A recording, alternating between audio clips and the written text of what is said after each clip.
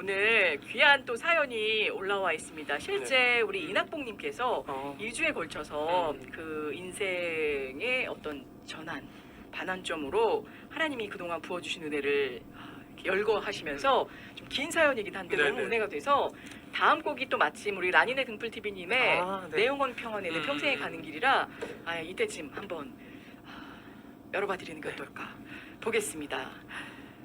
강원도 인제군 인제읍 고사리라는 마을의 한 가정 아들만 6형제 속에 저는 5번째 아들이었습니다. 이제 가정사가 나오나요? 아마 지금 생각에 참 가난한 가정에서 아들만 6형제를 키우며 참 힘들게 사셨겠구나. 나의 아버지, 어머니. 그때 저는 고작 2살 정도 되지 않았을까? 아니면 3살? 이 고사리에서 이름도 모르는 둘째 형님이 아버지 대신에 산에 뭘 하러 나가셨다가 뭔지는 잘 기억이 안 나지만 산에 갔다 그만 뱀에 물려와 며칠 만에 사투 끝에 생을 달리했다라고 들었습니다. 제 어렴풋이 생각이 나는데 큰 구덩이 2개를 파고서 한쪽엔 형 뱀에 물린 다리, 한쪽엔 불을 지펴서 그 열기로 독을 뺀다라고 하였던 기억이 있습니다. 그 후로 둘째 형님은 죽고 부모님은 남은 가족을 이때 막내는 없었던 것 같습니다. 아무튼 이렇게 가족들을 데리고 엄마 친정 식구들이 사는 강원도 횡성으로 이사를 와서 거기서 친척들이 허름하고 외딴 집을 구해줘 그곳에서 제가 8살까지 살게 되었습니다. 강원도 횡성. 그곳에서 그래도 엄마 기억이 아주 희미하게 남아 있습니다. 늘상 아버지는 술을 드시고 싸우고 하셨거든요. 엄마는 늘상 약을 달고 사셨고 제가 국민학교 1학년 다니며 2학기 시작할 무렵에 그곳에서 엄마는 저 먼 곳으로 먼저 돌아가셨습니다. 이 글을 쓰며 한 가지 기억이 떠오릅니다. 엄마는 없는 형편에 외삼촌들을 도와주셨나 봅니다. 부모님 싸움의 발단이 늘 외갓집 주제였던 기억이 나거든요. 그렇게 엄마는 저 먼 곳으로 가시고 장례를 치르고 그 다음날 밤에 아버지가 없어져서 아버지 소리를 치며 찾아 헤매였던 그 기억. 그렇게 며칠 반복되던 어느 날 아버지가 낮술을 드시고 나도 내 엄마 따라 가련다 하며 엄마 산소 쪽으로 가셔서 큰형님께 이야기를 전하니 형님과 제가 엄마 산소로 달려가기 이르렀습니다. 거기에서 울며 불며 소리치고 울고 계시는 아버지께서 얼마나 엄마의 산소를 파헤치셨는지 아버지의 손톱에서 피가 나기 시작했습니다. 아빠 왜 이러세요? 아버지 왜 이러세요? 라며 내부자가 서로 엉켜붙어서 울고 말았습니다. 엉엉 한참 서로 울고 나서 아버지께서는 우리 여기 뜨자라고 하시더군요. 1973년 여름의 끝자락이 끝나는 시점에 아버지 큰형님, 넷째 형님, 저 막둥이 동생과 함께 횡성을 떠나 강원도 홍천으로 와서 골짜기로 들어가야 하는데 홍천군 두촌면 괴성리로 들어가야 하는데 그 당시 차편이 없어 큰 길에서부터 걸어 들어가는데 울퉁불퉁 돌길 4가를 걸어서 들어가야만 했었습니다. 막둥이 동생은 다리가 아프다고 울고 불고 하면서 조금만 쉬었다 가자라며 반복하였습니다. 등에는 보따리 짐을 지고 땀을 뻘뻘 흘리며 얼마만치 가고 있는데 라는 글이 저번 주의 글이었고요. 진짜 어떤 파노라마처럼 이어지는 글이 올라오게 됩니다. 추억의 여행, 나의 어린 시절 그 아픔의 기억을 여행하면서 고스란히 하나님께서 만져주신 그 은혜의 길목에 다시금 내 자신을 돌아보게 되는 계기. 올 초에 목사님께서 나의 기록을 한번 남겨보라라고 하셔서 망설임 끝에 얼마 전 끝이 난 다니엘 기도회를 통해서 용기를 얻어 드디어 나의 삶을 추적하며 다시 추억으로 되돌아보게 되었던 겁니다. 이러한 기억들을 하기 싫어 하지 못하다가 요즘 그 아픔의 기억을 떠올려 다시 되짚어 보고 있습니다. 글을 쓰면서 콧물 흘리면서 시작을 했는데 어느 날인가부터 내 몸에 이상한 반응이 일어났죠. 육신의 몸은 엄청 힘들어서 힘들어 죽겠다라는 말을 하면서도 느껴졌던 게 마음의 평안함과 무거운 짐을 다 내려놓은 것처럼 그동안 누군가 날 짓눌러 있었던 것처럼 마음의 모든 무거운 짐을 벗어버리고 훨훨 날아가고 있는 그 느낌이 요즘 제가 실감하고 있는 그 마음입니다. 새털같이 가벼워진 마음, 하나님께서 내 내적에 쌓인 쾌쾌 묵은 짐을 벗겨내 주셨습니다. 내 마음의 상처를 치료해 주셨습니다. 솔직히 이 내용을 나눌까 말까 망설이기도 했는데 혹시나 저와 같은 마음의 짐을 지고 사시는 분들이 계시다라면 이렇게 저처럼 추억의 여행도 같이 해보면서 마음의 무거운 짐을 내려놓으실 수 있었으면 좋겠습니다. 다 완성되지는 않았지만 이렇게 함께 나누어 봅니다. 1973년 바야흐로 여름 끝자락에 끝나는 그 시점에 아버지 큰형님, 넷째 형님, 나 막둥이 동생과 함께 횡성을 떠나 강원도 홍천으로 와서 골짜기로 들어가야 하는데 여기서부터가 이제 이어지는 이번 주 이야기면 막둥이 동생이 다리 아프다고 울고불고 하면서 조금 쉬었다 가자라고 반복을 하자 등에는 보따리 짐을 지고 땀을 뻘뻘 흘리며 얼마만치 걸었을까요? 배도 고프고 힘도 빠질 무렵에 반가운 소리가 계곡을 타고 들리지 뭡니까? 붕붕붕붕붕. 아, 이 효과음이 이제 바로 차 소리였습니다.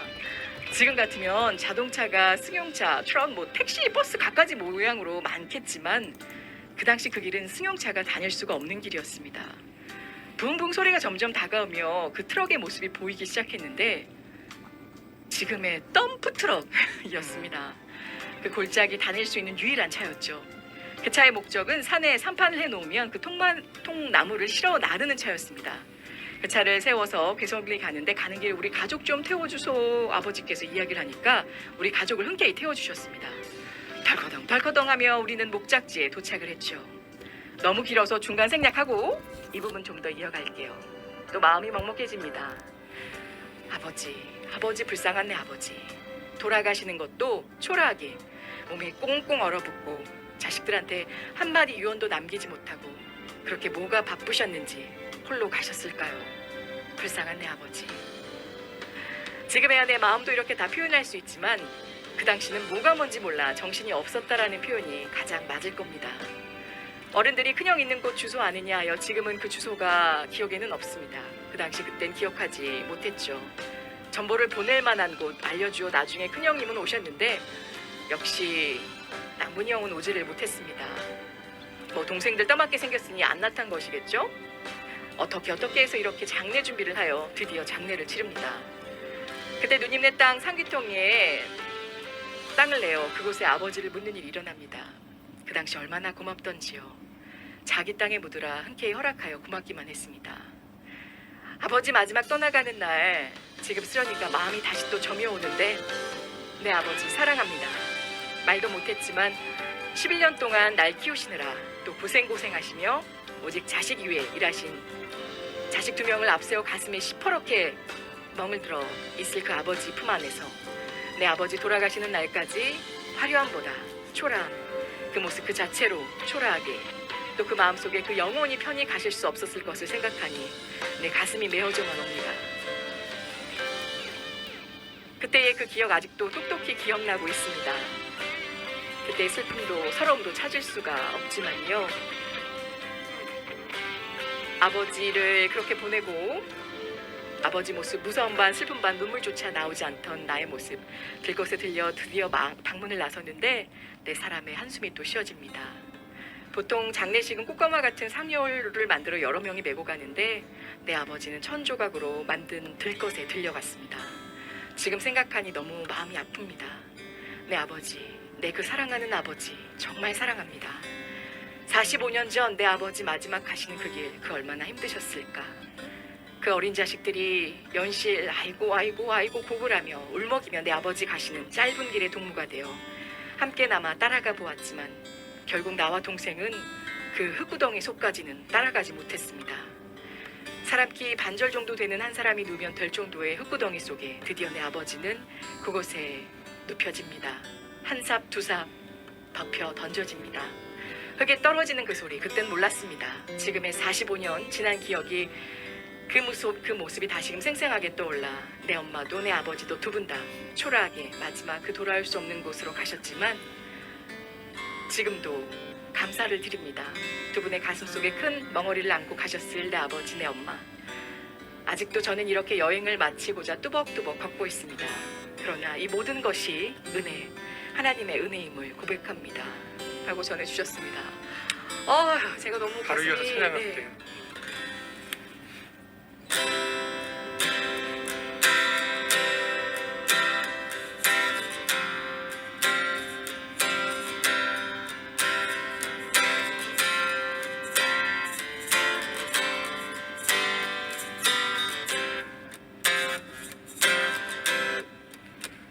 내 평생에 가는 길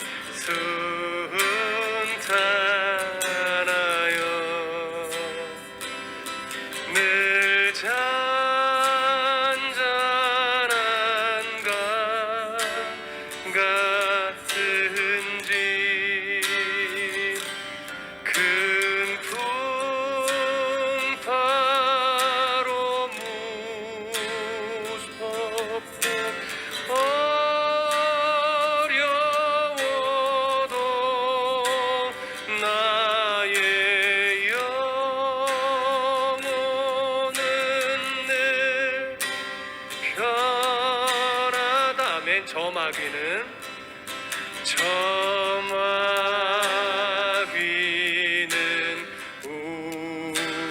우리를 삼키려고 입 벌리고 달려와도 주 예수는 우리의 대장 되사 끝내 싸워서 이기겠네. 내 영혼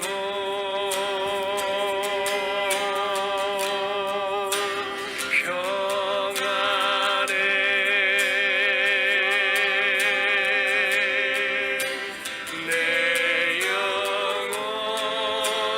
내 영혼 평안해. 내 지은 죄 내